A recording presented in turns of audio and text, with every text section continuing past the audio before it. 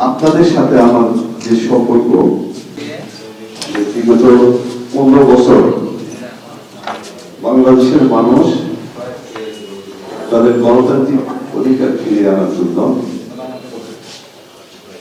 আন্দোলন সংগ্রাম করে 12 তারিখে আমি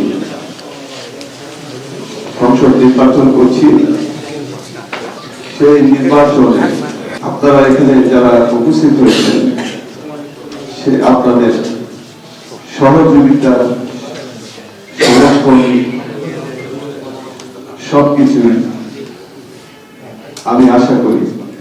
রাজনৈতিক অঙ্গনে থাকার কারণে বিশেষ করে নওগাঁ জেলার সাংবাদিক বৃন্দ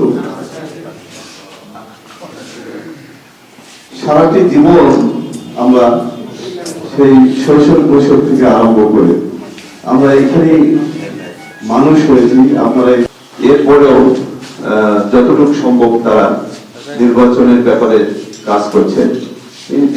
ইনশাআল্লাহ 22 তারিখের পর থেকে وصغيرنا وكبيرنا وذكرنا وأنثى توفيته منا فتوفه على الإيمان.